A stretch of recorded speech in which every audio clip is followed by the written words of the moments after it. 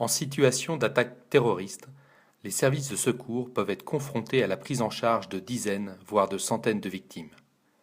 Dans l'attente de la montée en puissance progressive du dispositif de secours, les premiers intervenants devront identifier le nombre de victimes et mettre en œuvre les gestes élémentaires de survie.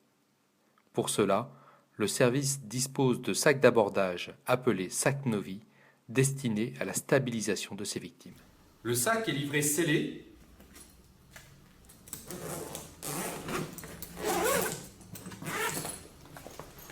et contient 10 coussins hémostatiques d'urgence,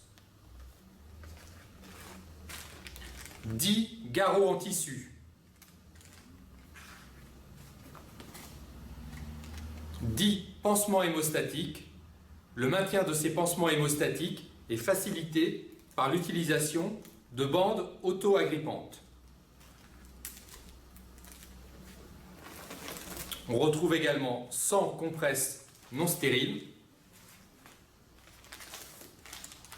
et 10 pansements absorbants stériles. Le sac contient 10 couvertures de survie ainsi que du matériel annexe tel que 2 ciseaux de découpe de vêtements,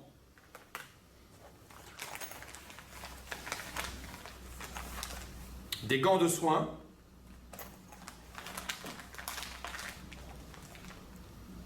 deux stylos,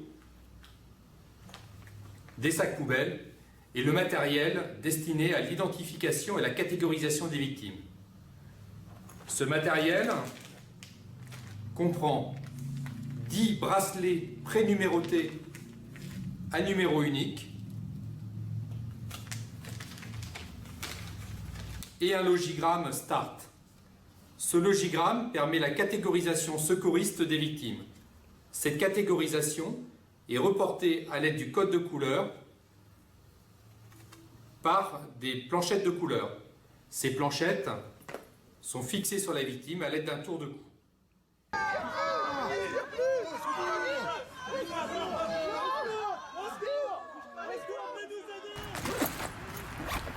Je respire. Tour radial présent. Il ne marche pas, il respire. Fréquence cardiaque rouge.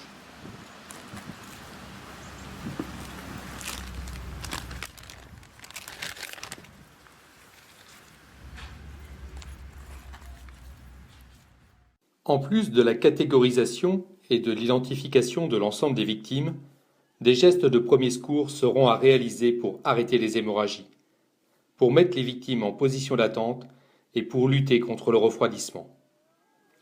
L'arrêt des hémorragies pourra être réalisé au moyen de compresses hémostatiques, de pansements compressifs ou de coussins hémostatiques d'urgence maintenus par des bandes élastiques.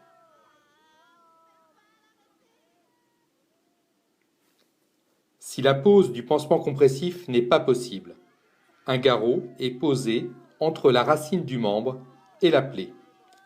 Il est obligatoirement placé sur la cuisse ou sur le bras. Le garrot est réalisé avec un lien large, noué autour du membre atteint. Il est serré et verrouillé par 2 nœuds. L'heure de pose du garrot est indiquée sur la victime. Le garrot reste apparent.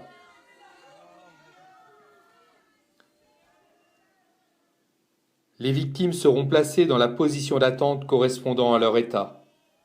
Les inconscients qui respirent sont mis en PLS. Les blessés du thorax sont mis demi-assis.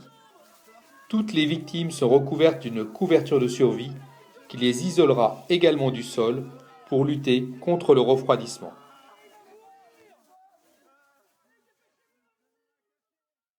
Cette situation d'exception est complètement différente du secours au quotidien. Elle nécessite la prise en charge rapide d'un grand nombre de victimes avec des moyens limités. Vous êtes le premier maillon de cette organisation. Votre action s'intègre dans un dispositif interservices sous l'autorité et la protection des forces de l'ordre.